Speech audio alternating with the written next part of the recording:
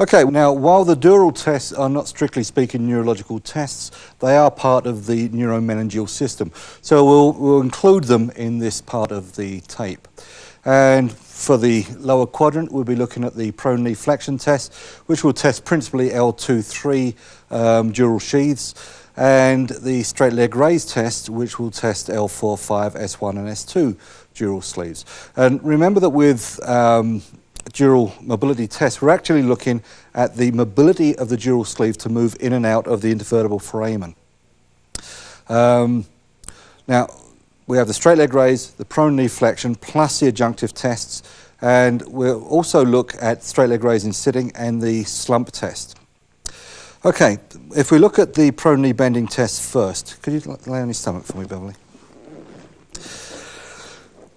Considering where the dural sleeves run and their continuation in the leg, they're running anterior to the hip and the knee via the quadriceps. So to test this, we'll do flexion of the knee with the hip extended. What I'm looking for is limitation and a spasm end fill as I try to produce the movement. Now, if we're getting the test positive below 90 degrees of knee flexion, we're looking at a very sensitive response for the L2-3 dura. If it's positive after 90 degrees, then it's less positive, and it could be problems in the hip or more likely in the SI or lumbar spine. But that doesn't mean to say that if it's positive here, it isn't dural in origin. Remember also that this test will test the contractile tissue in front of the leg. So if we have a tear in the quadriceps tendon, it will show up as painful, and if it's a grade 2, also spasm. You can get away with that, though, simply by testing the contractile tissue with a resisted test, just by getting it to the painful spot and saying, don't let me move you anymore. And of course, if there is a tear in the quadriceps, then the pain will increase considerably. Okay, so the full test is this. You let me know if it bothers you, Beverly, and you flex it up. Now, if this is completely negative, we will then have to make sure that we fully test everything, stabilise the hip, the pelvis rather, by pushing down on the ischium, and extend the hip with the knee flexed. If this is still negative, then you've fully stretched everything out. The only other thing you could add to this is neck flexion. So we would come up, find the positive spot. Now, it's often taught that you actually slack it off a bit and then get them to flex the neck. I'd suggest you don't do that. Find where it's positive, hold it in that painful position, and just have them bend their chin underneath their head that way, and look to see if that changes the pain, because occasionally neck flexion will reduce the pain and not reproduce it. And that's obviously going to have a different meaning to when it reproduces the pain. Okay, for the straight leg raise, lie on your back for me.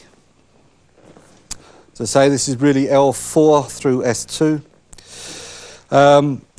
I tend not to immediately rotate or adduct the leg while I do this. While that will sensitize the test, all it simply does is bring your positives lower down in the range. Now, for the straight leg raise, the dura has been shown to stop moving after you hit about 70 degrees, 60 or 70 degrees. So after that, it's simply an increase in tension in the dura. So it's no longer a mobility test. The other thing that's taught is that if it's below 30 degrees, then the dura can't be moving because you're simply taking up the crimp and the folds in the sciatic nerve. However, we've all seen patients that can't even get the knee down onto the bed because it's so acute.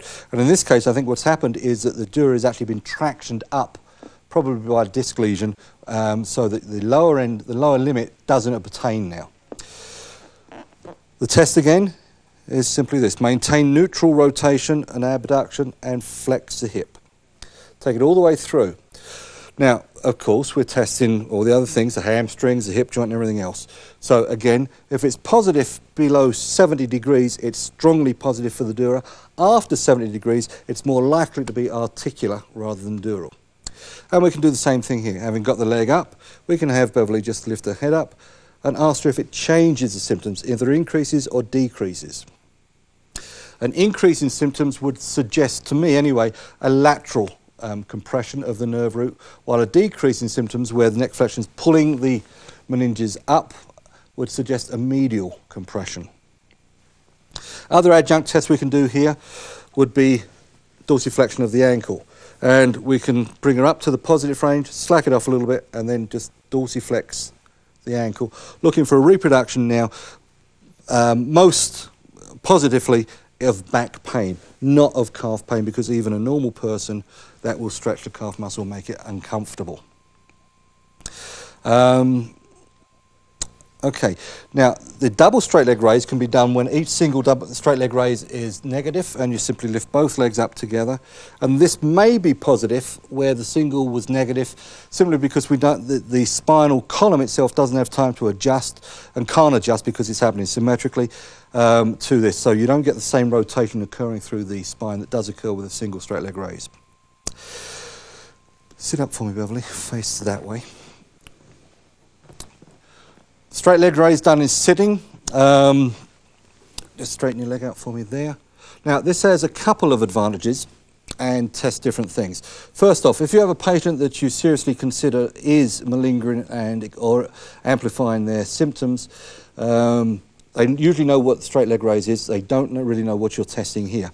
So basically, they think you're just testing the knee. So if you get no response in the sitting position, but you've got one in the laying position, there's a chance that they could be malingering. Sometimes, though, very infrequently, something weird is going on, and this actually does happen that way around. The other thing that can happen, and usually does happen, is that the straight leg raise in sitting is more positive than the straight leg raise in laying. Now, when that happens, you're probably looking at a fairly unstable disc, because as they sit down and bear weight through the disc, they actually increase the compression on the dura, whereas in laying that compression was off it. So you're looking at probably a very unstable disc. Okay, the slump test I don't feel is particularly useful for the lumbar spine. I really don't see that it gives you much more information than the straight leg raise test does. But if you want to do this, to keep this really simple, you have the patient straighten out both legs, they put their head forwards and they slump backwards like so. And again, you're looking for a reproduction of symptoms and the inability to do this. Now, there are various ways of doing this. You start off with one leg, then two legs, the neck first, slump first, and whatever. And supposedly, you can pick out the tissue at fault by integrating these patterns.